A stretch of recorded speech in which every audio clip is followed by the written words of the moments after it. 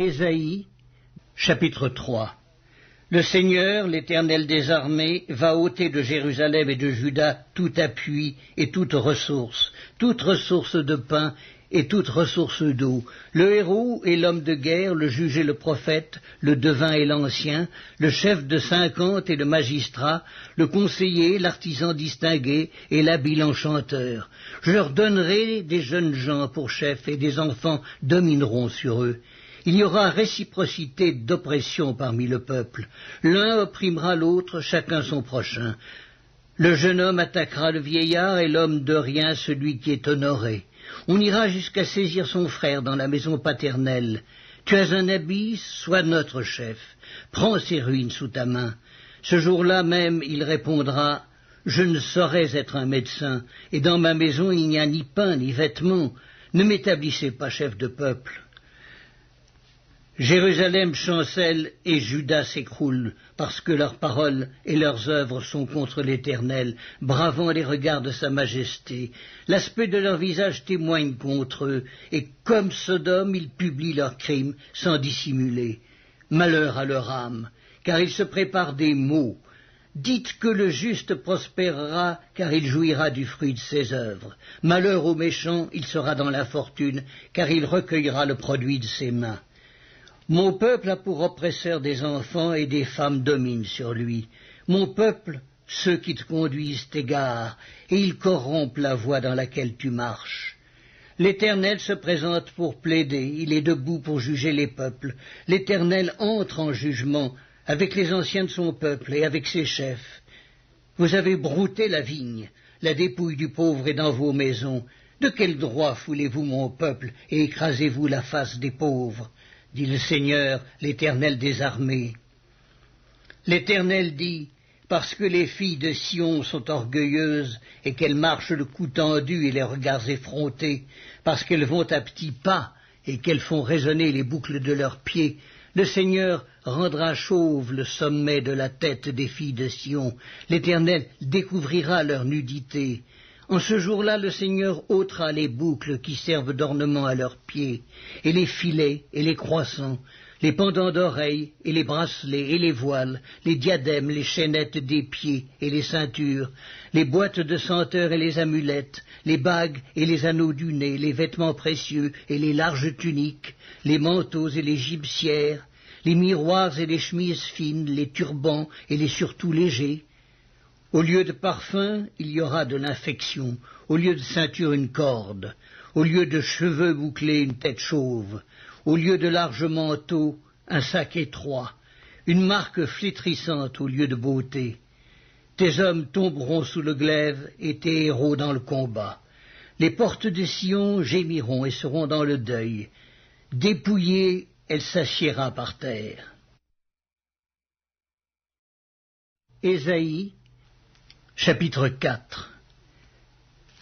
Et 7 femmes saisiront en ce jour un seul homme et diront, nous mangerons notre pain et nous nous vêtirons de nos habits. Fais-nous seulement porter ton nom, enlève notre opprobre. En ce temps-là, le germe de l'Éternel aura de la magnificence et de la gloire, et le fruit du pays aura de l'éclat et de la beauté pour les réchappés d'Israël.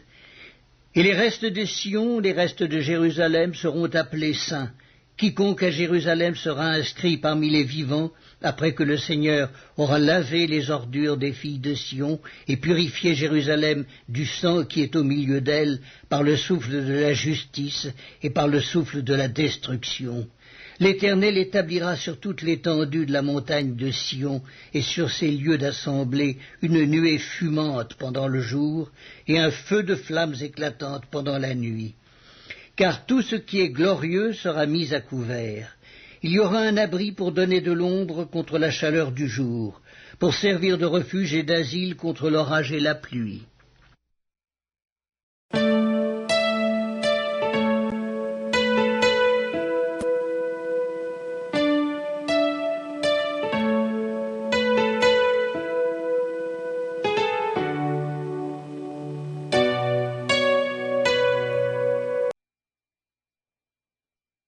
Les Actes des Apôtres, chapitre 28. Après nous être sauvés, nous reconnûmes que l'île s'appelait Malte. Les barbares nous témoignèrent une bienveillance peu commune.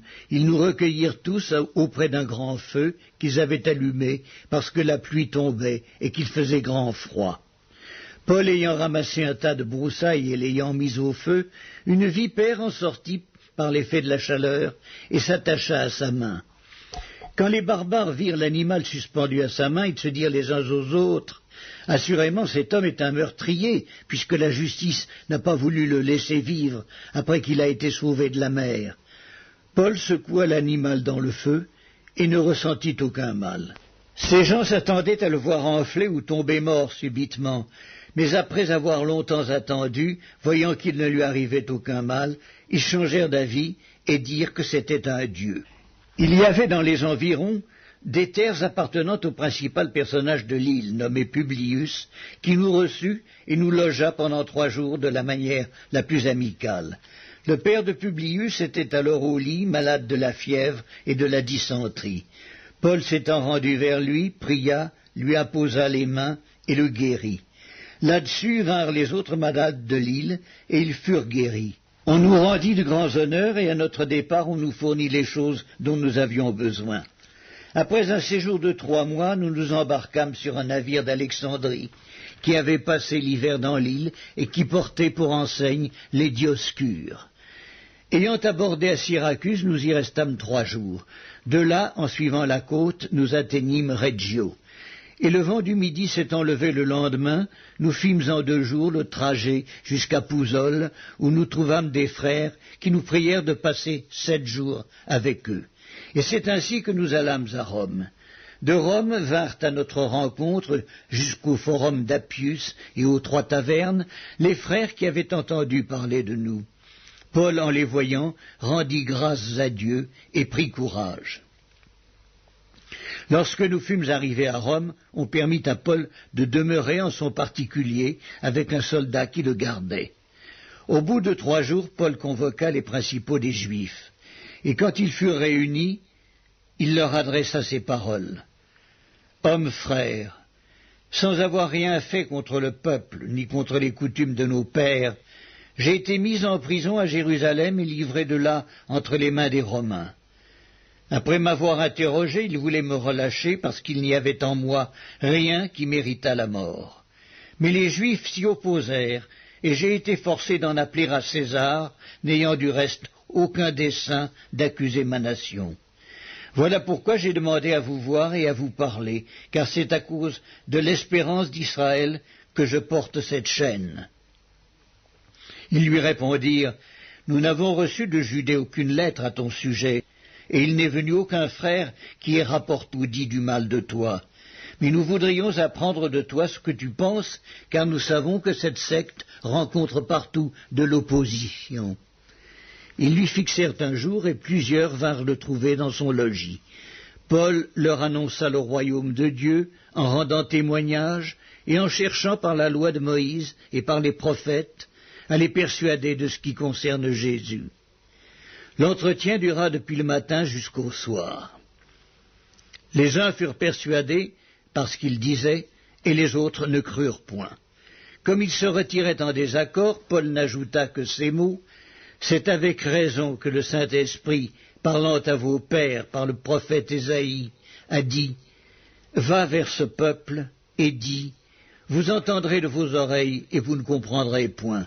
Vous regarderez de vos yeux et vous ne verrez point. Car le cœur de ce peuple est devenu insensible.